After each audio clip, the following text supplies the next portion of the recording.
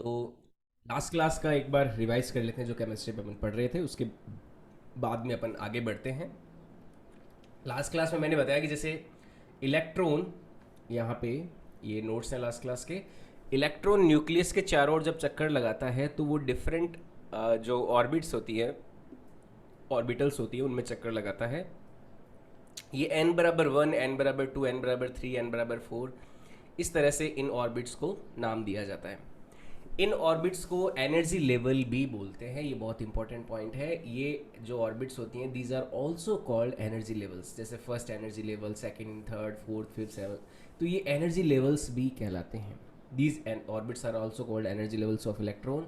और जब इलेक्ट्रॉन एक एनर्जी लेवल से दूसरे एनर्जी लेवल में जंप करता है ना, जब कोई हाई एनर्जी लेवल से लो या फिर लो से हाई में जंप करता है, तो एनर्जी का एक्सचेंज करता है ना। जब हाई से लो में जाएगा, जब हाई से लो में जाएगा तो एनर्जी रिलीज करेगा, और लो से हाई में जब जाएगा तो एनर्जी एब्जॉर्ब करेगा। और उसी के कॉरस्पॉन्डिंग हमें दो तरह के स्पेक्ट्रम मिलते हैं। एक तो होता है इमिशन स्पेक्ट्रम और एक होता है एब्जॉर्प्शन स्पेक्ट्रम। ठीक है, तो दो तरह के स्पेक्ट्रम मिलते हैं, emission spectrum and absorption spectrum.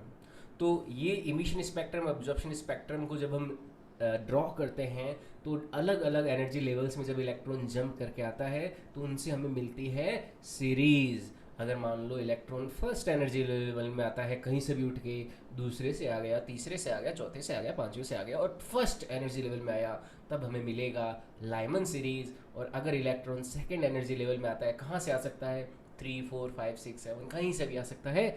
लेकिन अगर सेकंड में आता है तो बाल्मर सीरीज होता है, और फिर थर्ड में आता है तो पार्शन। और फिर मैंने बताया कि एक ये पूरी टेबल हमें याद रखनी है, जिसमें 6 तरह की सीरीज मैंने बताई, Lyman, Balmer, portion, bracket, fund, हेनफ्रे। तो ये सीरीज है जिसमें अगर इलेक्ट्रॉन 1 में आता है, 2 में, 3 में, 4 में, 5 में, 6 में, तो अलग अलग तरह के हमें स्पेक्ट्रम लाइंस मिलती है। इन स्पेक्ट्रम लाइंस को अपन Lyman series, Balmer series, Paschen series, Brackett, Pfund and Humphreys series के नाम से जानते हैं। और लाइमन सीरीज जो होती है वो अल्ट्रावायलेट रेंज की होती है, बाल्मर सीरीज विजिबल रेंज की होती है। और इसी वजह से मैंने आपको बताया कि जो बाल्मर सीरीज है वो सबसे पहले डिस्कवर की गई थी। क्यों? क्योंकि विजिबल रेंज में आती है, हमारी आंखें देख सकती है। जबकि पास्शन, ब्रैकेट, फंड, हनफ्रे ये इंफ्रारेड में आती है, तो इनको हम नहीं देख सकते। और बाकी इन सब को भी अपन नहीं देख सकते, लाइमन और इनके अलावा, बाल्मर के अलावा किसी को भी अपन नहीं देख सकते। बाकियों को देखने के लिए हमें एडवांस मशीन्स का, इनका टूल्स का यूज़ करना पड़ता है। और उसे याद करने के लिए LBPBFH, ये मैंने आपको एक ट्रिक भी बताई। तो यहाँ तक हमने लास्ट क्लास में पढ़ा।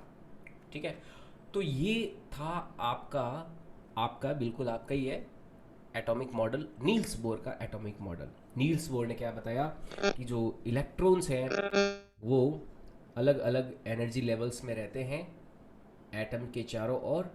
और ये एनर्जी लेवल्स जो होते हैं, जब इलेक्ट्रॉन जंप करते हैं एक एनर्जी लेवल से दूसरे एनर्जी लेवल में, तो इलेक्ट्रॉन एनर्जी का रिलीज करते हैं या एब्जॉर्ब करते हैं। अब देखो, एक फॉर्मूला मैंने आपको बताया था कि जब इलेक्ट्रॉन जंप करता है एक एनर्जी लेवल से दूसरे एनर्जी लेवल में, तो उसमें जो जो आपका वेव नंबर होता है 1/λ = V इसकी वैल्यू मैंने आपको बताई थी कि 109,677 सेंटीमीटर इनवर्स इंटू 1/2 का स्क्वायर माइनस में 1/n इनिशियल का स्क्वायर। ये एक फॉर्मूला होता है जहाँ पे n की वैल्यू 3, 4, 5, 6 हो सकती है। ये क्या है फॉर्मूला?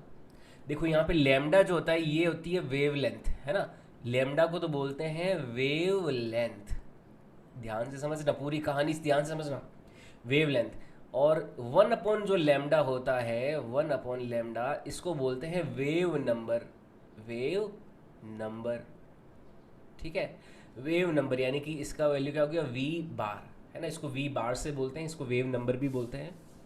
तो ये फॉर्मूला किसने दिया था? बाल्मर ने दिया था, गिवन बाय बाल्मर। जो बाल्मर सीरीज दी थी ना जिसने, उसी ने ये फॉर्मूला दिया था, गिवन बाय बाल्मर।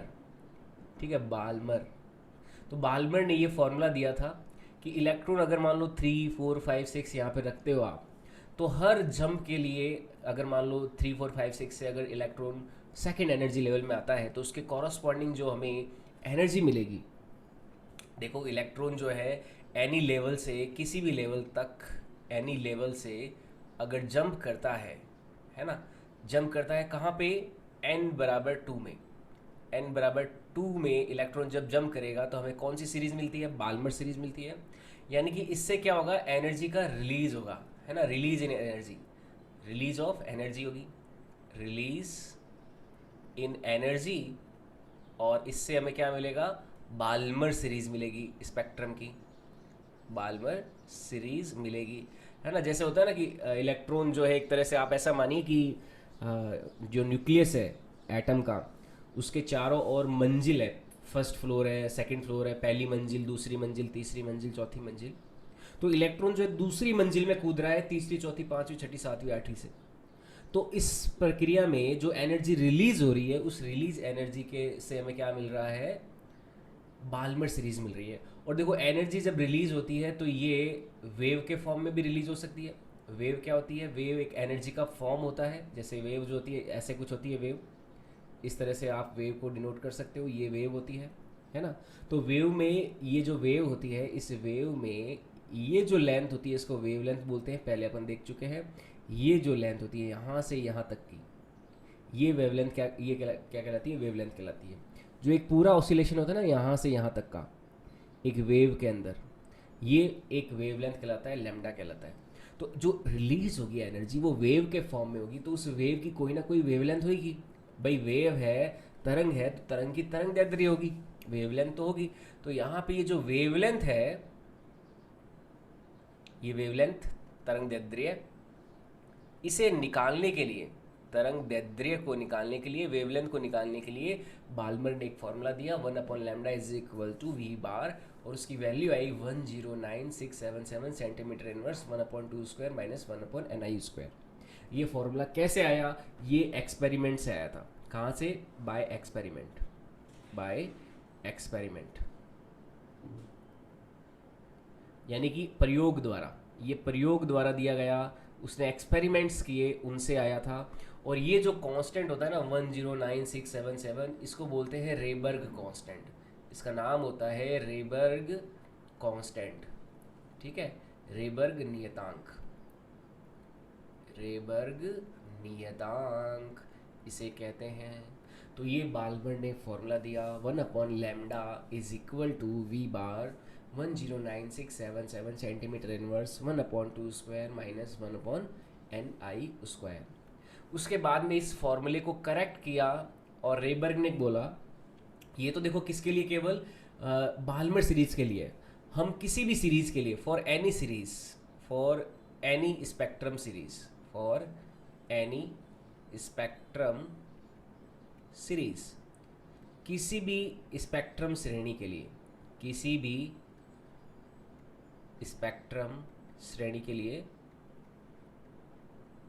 यानी कि कोई भी श्रेणी ले लो, केवल बाल्मर नहीं, Lyman, Balmer, Paschen, Brackett, Pfund hundred, कोई भी ले लो, तो उसके लिए जो फॉर्मूला होगा, यानी कि जब एनर्जी रिलीज होगी, इलेक्ट्रॉन जब जंप करेगा एक लेवल से दूसरे लेवल में, तो उस रिलीज एनर्जी के कॉरस्पॉन्डिंग जो वेव होगी, उस वेव के कॉरस्पॉन्डिंग जो वेवलेंथ होगी, उस वेवलेंथ के लिए 1/λ is equal to we bar, देखो फॉर्मूला क्या हो जाएगा, is equal to 109677 centimetre inverse into 1/n final का स्क्वायर माइनस में 1/n इनिशियल का स्क्वायर हो जाता है।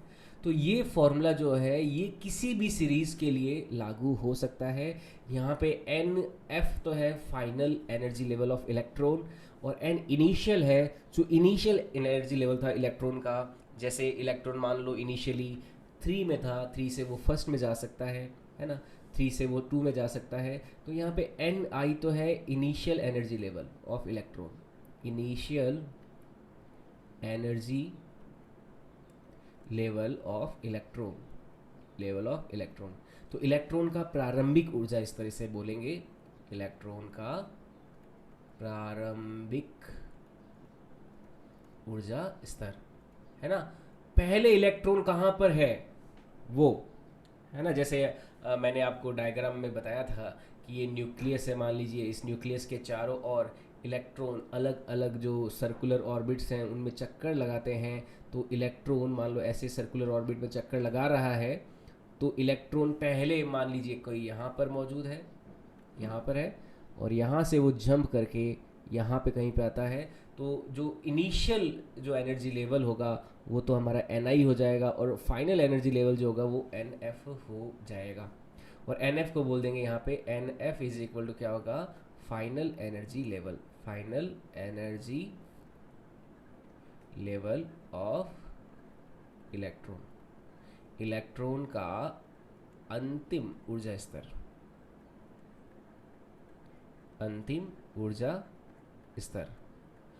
अब यहां पे देखो एक चीज ध्यान से समझना। अच्छा, हिंदी में मैं थोड़े थोड़े वर्ड्स लिख रहा हूं ना हिंदी में। अच्छा, इससे पहले भी क्लास अटेंड की है गैलेक्सी, या ये पहली क्लास है तुम्हारी?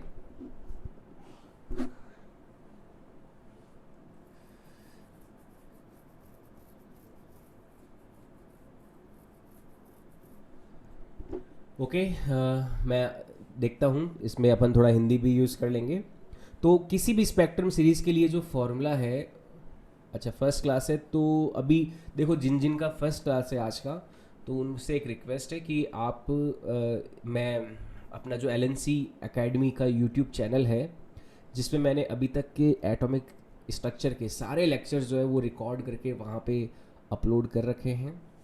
तो एटॉमिक स्ट्रक्चर के उन लेक्चर्स को आप ज़रूर देखें, क्योंकि ये अभी लगभग एटॉमिक स्ट्रक्चर ये चैप्टर फिनिश होने वाला है 2 या 3 लेक्चर के बाद में, और उसके बाद में एक नया चैप्टर शुरू होगा। तो उससे तो आपको 100% समझ में आ जाएगा, क्योंकि थोड़ा सा कोई चैप्टर के बीच में जब अपन पढ़ना शुरू करते हैं तो थोड़ा सा प्रॉब्लम होता है ना। और ये एटॉमिक स्ट्रक्चर अभी चैप्टर अपन पढ़ रहे हैं, परमाणु संरचना नाम का चैप्टर है ये। तो इसमें थोड़ा सा प्रॉब्लम आपको ज़रूर होगा, लेकिन आप जो इससे पहले जितने भी लेक्चर हैं उनकी रिकॉर्डिंग्स यूट्यूब चैनल पे अवेलेबल है, एलएनसी एकेडमी यूट्यूब चैनल। आप एलएनसी स्कूल या फिर एकेडमी ऐसे लिखोगे तो आपको एक चैनल मिलेगा यूट्यूब पे एलएनसी स्कूल नाम से, ठीक है। तो वहाँ पे लगभग 15 के करीब 15 या 16 लेक्चर्स हैं एटॉमिक स्ट्रक्चर के, वो रिकॉर्डेड अवेलेबल है। तो आप वहाँ पे जाके एक बार देख सकते हो, और ये भी लाइव क्लास भी अटेंड करते रहो, ताकि आप जो करंट अभी चल रहा है टॉपिक उसके प्रति आपको थोड़ा बहुत अवेयरनेस मिलती रहे। तो वहाँ पे जाके आप पहले वाले लेक्चर रिकॉर्डेड देख सकते हो, अगर आपको इस मौजूदा लेक्चर में बहुत ज़्यादा अगर प्रॉब्लम होती है तो। हालांकि ये बेसिक चीज़ें हैं, इलेक्ट्रॉन जैसे न्यूक्लियस के चारों और नाभिक के चारों इलेक्ट्रॉन अलग अलग ऑर्बिट्स में रहता है, एनर्जी लेवल्स होते हैं, ऊर्जा स्तर होते हैं, तो उन्हीं के बारे में है। और धीरे धीरे आपकी हैबिट बन जाएगी, है ना। 2-3 लेक्चर, 4 लेक्चर, 5 लेक्चर अटेंड करोगे तो आप पूरी तरह से मुझे फॉलो करने लगेंगे। क्योंकि स्टार्टिंग थोड़ा सा क्या होता है कि हमारे माइंड में पहले से प्रिजुड्यूस होते हैं, प्रिजुड्यूस यानी कि पहले से पूर्वाग्रह कि कुछ ऐसा होगा कुछ वैसा होगा, है ना। लेकिन धीरे धीरे हमें पता चलता है कि वो पढ़ाई किस तरह की है, किस तरह का कंटेंट है ये फिज़िक्स, केमिस्ट्री और मैथ्स या बायोलॉजी। तो धीरे धीरे हमें पता चलता है, तभी हम इसमें एडजस्ट होते हैं। तो थोड़ा वक्त लगता है, पर 4-5 दिन बाद में आप पूरी तरह से अलाइंड हो जाएंगे। अब किसी भी स्पेक्ट्रम सीरीज के लिए जो फॉर्मूला दिया गया वो दिया गया 1/nf² माइनस 1/ni², और यहाँ पे मल्टीप्लाई में 109677 सेंटीमीटर इनवर्स। एन आई तो है initial energy level of electron. मान लो इनिशियली यहाँ पे था, यहाँ पे कहीं पे भी न्यूक्लियस के चारों ओर जो अलग अलग एनर्जी लेवल्स हैं ये इलेक्ट्रॉन के, जहाँ पे चक्कर लगाता है, तो उनमें कहीं पे भी इलेक्ट्रॉन अगर था पहले तो वो हो जाएगा, और एन ऑफ हो जाएगा वो एनर्जी लेवल जहाँ पे इलेक्ट्रॉन फाइनली जा रहा है। जैसे एन एफ की वैल्यू अगर 1 हो जाती है तो लाइमन सीरीज मिलेगी, एन एफ का वैल्यू 2 हो जाता है तो बाल्मर सीरीज, एन एफ का वैल्यू 3 हो जाता है तो पाश्चन, है ना, लाइमन, बामर, पाश्चन, ब्रैकेट, फंड, हेनफ्रे, जो अलग अलग सीरीज ली थी हमने, तो वो एन एफ के अलग अलग वैल्यू के लिए मिलेगी। लेकिन एक चीज़ यहाँ पे ध्यान में रखना है, जो इनिशियल वैल्यू होगा ना एनर्जी लेवल का, वो हमेशा एन एफ से एक ज़्यादा तो होगा ही होगा, या फिर उससे ज़्यादा होगा। एन इनिशियल जो है ना वो हमेशा एन एफ से एक ज़्यादा या उसके इक्वल होगा। यानी कि एन एफ अगर 1 है तो एन इनिशियल जो है वो 2, 3, 4, 5, 6, 7 होगा। इसका देखो मतलब समझना, एन इनिशियल जो है वो ग्रेटर देन इक्वल टू होगा एन एफ प्लस 1 से, इसका मतलब समझना कि अगर मान लो मैं एन एफ की वैल्यू 1 लेता हूँ, अगर एन एफ की वैल्यू 1 लेता हूँ तो एन इनिशियल को क्या होना पड़ेगा, 1 रखो तो 1 1 2 हो जाएगा, यानी कि 2 हो सकता है, 3 हो सकता है, 4 हो सकता है, 5 हो सकता है, ऐसे, है ना। तो इस केस में अपन को कौन सी सीरीज़ मिली थी, लाइमन सीरीज़ मिली थी, ये हो गया लाइमन सीरीज़ के लिए। और अगर एन एफ की वैल्यू अगर 2 है तो ये देखो 2 + 1 यानी कि 3, यानी कि एन इनिशियल अब क्या हो सकता है, 3 हो सकता है, 4 हो सकता है, 5 हो सकता है, 6 हो सकता है, ऐसे, ठीक है। जैसे ही मैंने अलग अलग एनर्जी लेवल बताए थे, तो 2 में इलेक्ट्रॉन कब आएगा, जब 3 4 5 6 7 8 9 10 से ऐसे यहाँ से आ सकता है। और एन एफ अगर मान लो 3 हो, यानी कि थर्ड एनर्जी लेवल में इलेक्ट्रॉन कब आएगा, जब एन इनिशियल क्या होगा, 3 + 1 यानी कि 4, यानी कि 4 से आ सकता है, 5 से आ सकता है, 6 से आ सकता है, ऐसे। तो ये यहाँ पे हमें ध्यान में रखना है कि एन फाइनल अगर मान लो 1 2 3 से है तो इनिशियल कहाँ से हो सकता है, 2 3 4 5 से, 2 पे है तो ये 3 4 5 6 हो सकता है, ये 3 पर है तो 4 5 6 7 से हो सकता है। जो नोट्स थे मैंने उसमें भी ये बात आपको बताई थी। जैसे मैं एनर्जी लेवल के लिए, जैसे ये देखो एन फाइनल 1 है तो एन इनिशियल क्या था, 2 3 4 था। यहाँ पे ये बाल्मर सीरीज़ में अगर इलेक्ट्रॉन सेकेंड एनर्जी लेवल में आ रहा है तो कहाँ कहाँ से आ सकता है, 3 4 5 6 7 यहाँ से आ सकता है। पास्चन सीरीज़ में थर्ड एनर्जी लेवल में इलेक्ट्रॉन अगर आता है तो कहाँ से आ सकता है, 4 5 6 में आ सकता है। और आप यहाँ पे भी देख सकते हो जैसे 1 में आ रहा है तो 2 से या 3 से 4 से 5 से 6 से आ सकता है। 2 में आ रहा है तो कहाँ से आ सकता है, 3 से 4 से 5 से। तो यानी कि एक एनर्जी लेवल ज़्यादा से ही, जो ज़्यादा वैल्यूज़ होती है वहीं से इलेक्ट्रॉन आ सकता है। ऐसा नहीं है कि इलेक्ट्रॉन कहीं से भी आ जाए, है ना। और लोअर एनर्जी लेवल से हायर एनर्जी लेवल में इलेक्ट्रॉन जाएगा तो उस केस में अपन को नहीं मिलेगा। इलेक्ट्रॉन को हायर एनर्जी लेवल से लोअर एनर्जी लेवल में ही आना पड़ेगा। ओके, आई बात समझ में। तो ये चीज़ ध्यान में रखें, ठीक है। तो ये एक बहुत ही अच्छा पॉइंट हो गया। अब अपन नेक्स्ट पढ़ने वाले हैं, ये था अपना नील्स बोहर का एटॉमिक मॉडल। और नील्स बोहर के एटॉमिक मॉडल को पूरी तरह से अपन पढ़ चुके हैं। अब नेक्स्ट मॉडल की तरफ अपन आगे बढ़ेंगे। और नेक्स्ट मॉडल से आगे बढ़ने से पहले नील्स बोहर के एटॉमिक मॉडल की कुछ कमियां थी, उन कमियों को अपन एक बार नोट कर लेते हैं। Drawback of Niels Bohr atomic model, drawback of Niels Bohr atomic model, Niels Bohr atomic model. जो नील्स बोहर का एटॉमिक मॉडल है उसकी क्या कमियां हैं उसके बारे में बात करते हैं। नील्स बोहर के परमाणु प्रतिरूप की कमियां, नील्स बोहर के परमाणु प्रतिरूप की कमियां, प्रतिरूप की कमियां, ठीक है। तो देखो क्या क्या कमियां थी नील्स बोहर के एटॉमिक मॉडल की। सबसे पहली कमी थी कि नील्स बोहर का एटॉमिक मॉडल केवल हाइड्रोजन या हाइड्रोजन के जैसे एटम जो है उन्हीं पे ही लागू होता है। इसके अलावा जो दूसरे एटम है जैसे लिथियम हो गया, हीलियम हो गया, कार्बन हो गया, ऑक्सीजन हो गया, उन सब पे नील्स बोहर का एटॉमिक मॉडल अप्लाई नहीं होता है। तो this model only apply on, this model only apply, ये कमी थी सबसे पहली। हालांकि बहुत एडवांस में मॉडल दिया था, बहुत ज़्यादा डिटेल में नील्स बोहर ने मॉडल दिया, पर इस मॉडल की ये कमी थी कि ये केवल हाइड्रोजन या हाइड्रोजन जैसे एटम्स पे ही लागू होता था, उसके अलावा किसी पे भी दूसरे पे लागू नहीं होता था। This model only apply on atoms, on hydrogen और hydrogen like atoms, on hydrogen और hydrogen like atoms, hydrogen like atoms, ठीक है। तो ये हाइड्रोजन या हाइड्रोजन के जैसे जो परमाणु होते हैं उन पर ही लागू होता है यह हाइड्रोजन। अब हाइड्रोजन के जैसे परमाणु से क्या मतलब है इसको समझते हैं। यह हाइड्रोजन या इसके जैसे परमाणु पर ही लागू होता है, इसके जैसे परमाणुओं पर ही लागू होता है, पर ही लागू होता है। ठीक है, जैसे मैं हाइड्रोजन एटम की बात करता हूँ। हाइड्रोजन जो एटम होता है, हाइड्रोजन एटम, इसमें एक तो होता है प्रोटॉन, एक हो जाएगा प्रोटॉन, और एक होता है इलेक्ट्रॉन, है ना। हाइड्रोजन एटम जो होता है, हाइड्रोजन एटम, इसमें एक होता है प्रोटॉन और एक होता है इलेक्ट्रॉन। तो हाइड्रोजन के जैसे दूसरे जो एटम हैं वो कौन हो जाएंगे? जैसे मैं हीलियम की बात करूँ, हाइड्रोजन के बाद में कौन आता है? हीलियम आता है। तो हीलियम में होते हैं दो प्रोटॉन और दो इलेक्ट्रॉन। तो हीलियम अगर मान लो एक इलेक्ट्रॉन निकाल दे तो हीलियम क्या बन जाएगा? प्लस बन जाएगा।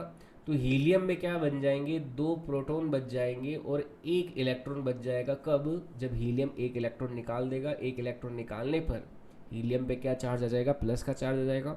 तो हीलियम प्लस कैसा है? हाइड्रोजन जैसा एटम कहलाएगा, क्योंकि हाइड्रोजन में एक इलेक्ट्रॉन है, हीलियम में भी क्या हो गया? एक इलेक्ट्रॉन हो गया।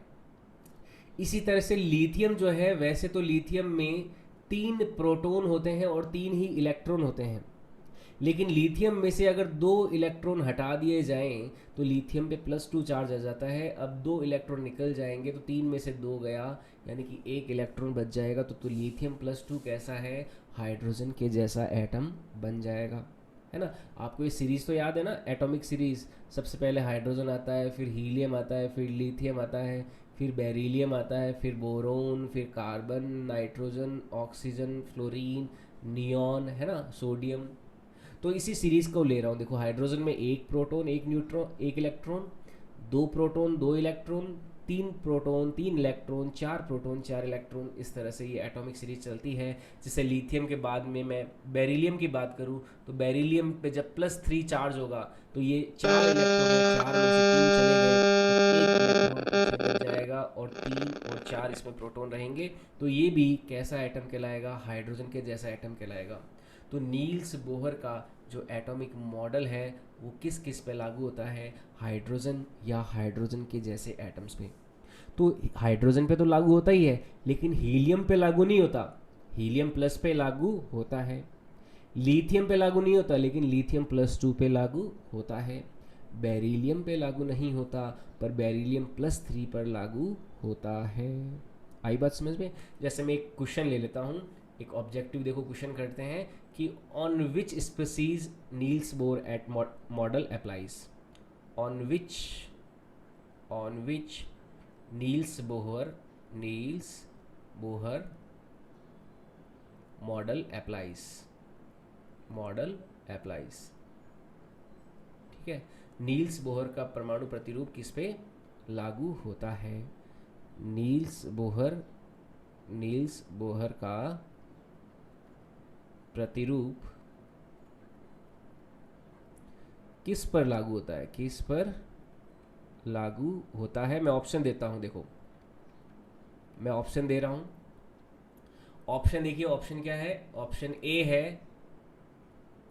ए है कार्बन, ऑप्शन बी है लिथियम, ऑप्शन सी है लिथियम +2 और ऑप्शन डी है हाइड्रोजन। बताओ किस पे लागू होगा? क्या क्या सही आंसर होगा इसका? कौन से ऑप्शन सही होंगे इस केस में? ये 4 ऑप्शन है, इन 4 ऑप्शन में से कौन सा सही है?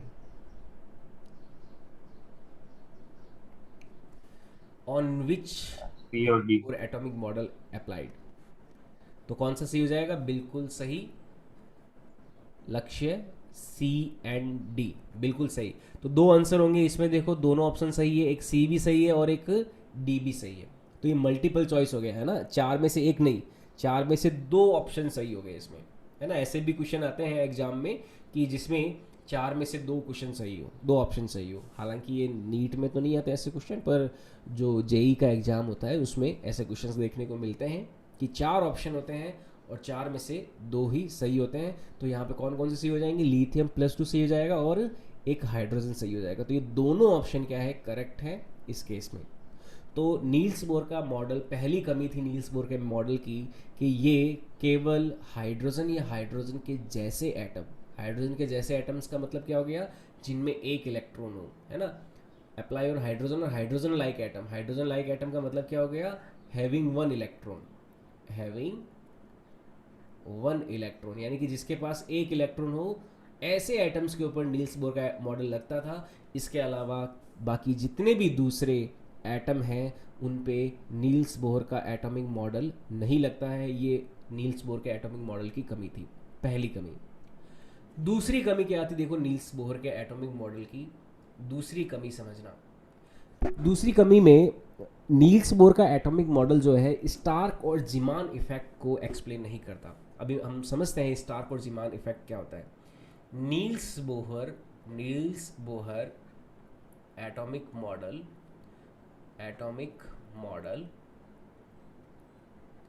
Do not explain Stark and Zeeman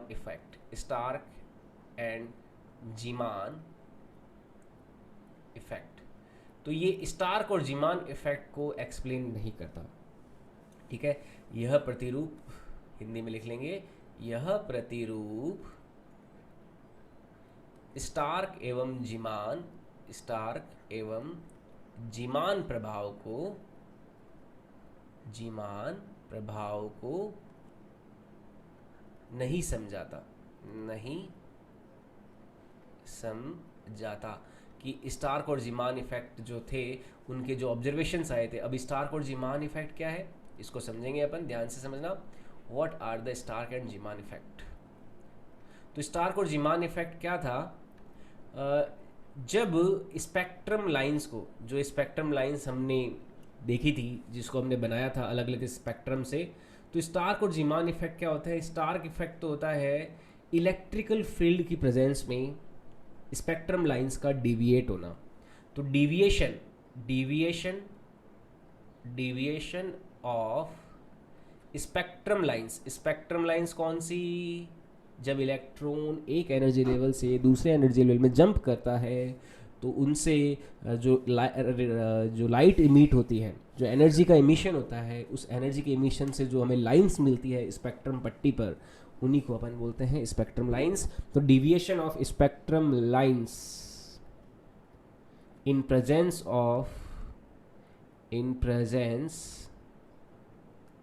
of electric field.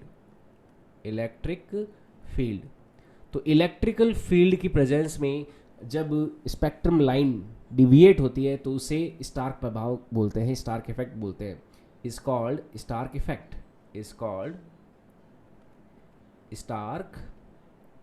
Effect, है ना।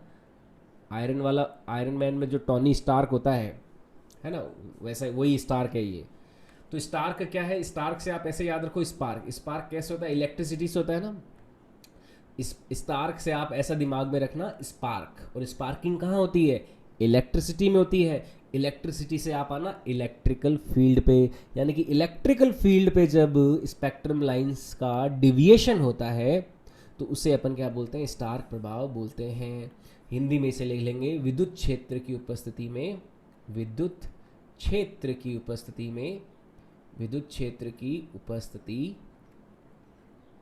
में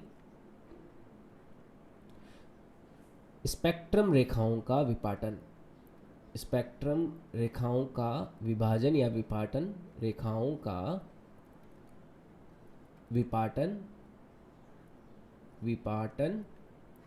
स्टार्क प्रभाव कहलाता है। स्टार्क प्रभाव कहलाता है।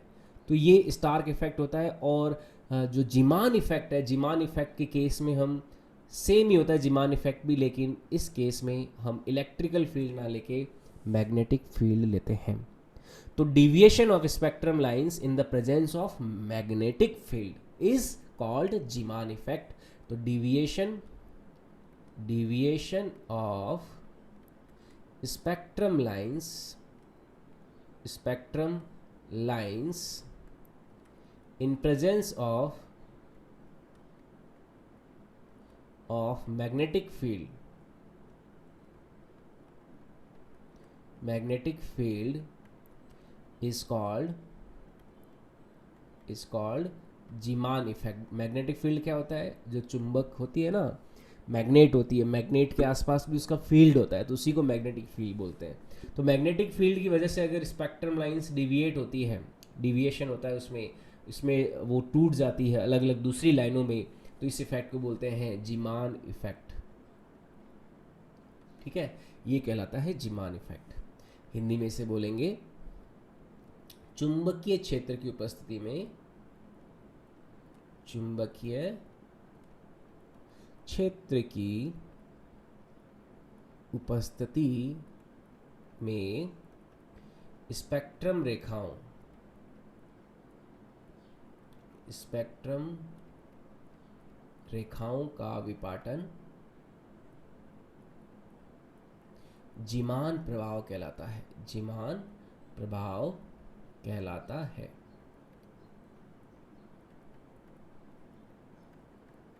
तो ये होता है जीमान इफेक्ट। ठीक है, तो नील्स बोहर के एटॉमिक मॉडल की ये बहुत बड़ी कमी थी कि वो स्टार्क और जीमान इफेक्ट को एक्सप्लेन नहीं कर पा रहा था। पहली कमी तो थी केवल ये हाइड्रोजन या फिर हाइड्रोजन के जैसे जो एटम्स हैं उन्हीं पे ही लागू होता है। ये तो फर्स्ट कमी थी नील्स बोहर के एटॉमिक मॉडल की। और दूसरी कमी क्या थी, ये स्टार्क एंड जीमान इफेक्ट को एक्सप्लेन नहीं करता। स्टार्क यानी कि स्पार्क, स्पार्क यानी कि इलेक्ट्रिसिटी, इलेक्ट्रिसिटी यानी कि इलेक्ट्रिक फील्ड। तो इलेक्ट्रिकल फील्ड की प्रेजेंस में स्पेक्ट्रम लाइंस का डिविएशन होना स्टार्क इफेक्ट होता है, और मैग्नेटिक फील्ड की प्रेजेंस में आपके जो लाइंस है स्पेक्ट्रम लाइंस, उनका डिविएशन होना जीमान इफेक्ट होता है। ठीक है, तो ये एक्सप्लेनेशन नील्स बोर के एटॉमिक मॉडल में हमें नहीं मिले, ये दूसरी कमी थी। तीसरी देखो कमी क्या थी नील्स बोर के मॉडल की, तीसरी कमी को ध्यान से समझना। तीसरी कमी थी कि नील्स बोर का एटॉमिक मॉडल हाइजेनबर्ग का जो अनसर्टेनिटी प्रिंसिपल है उसे फॉलो नहीं करता। तो अनसर्टेनिटी प्रिंसिपल, ये हाइजेनबर्ग का ये क्या है इसे समझेंगे अपन। तो this model do not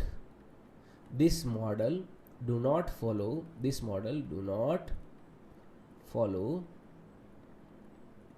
Heisenberg's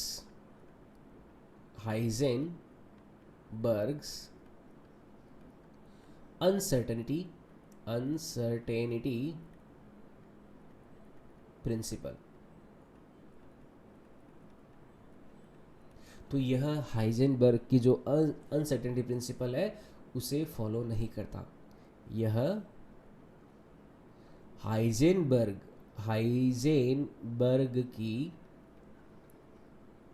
Heisenberg के अनिश्चितता के सिद्धांत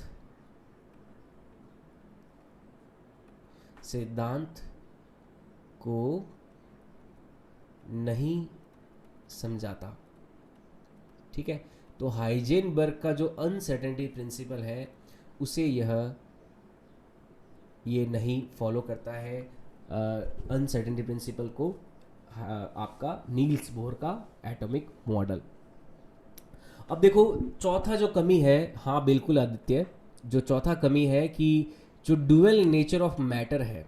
देखो नील्स बोर के एटॉमिक मॉडल ने डुअल नेचर ऑफ एनर्जी, देखो ये पॉइंट बहुत स्पेशल है, ये मॉडल डुअल नेचर ऑफ जो एनर्जी है उसे तो फॉलो करता है लेकिन डुअल नेचर ऑफ मैटर को फॉलो नहीं करता। देखो दोनों बातों में डिफरेंस है।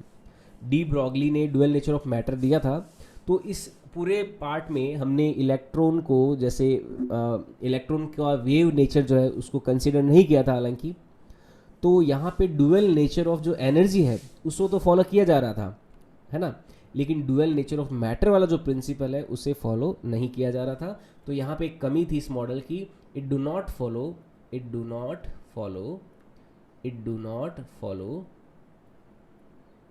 Dual nature of matter principal bye de Broglie.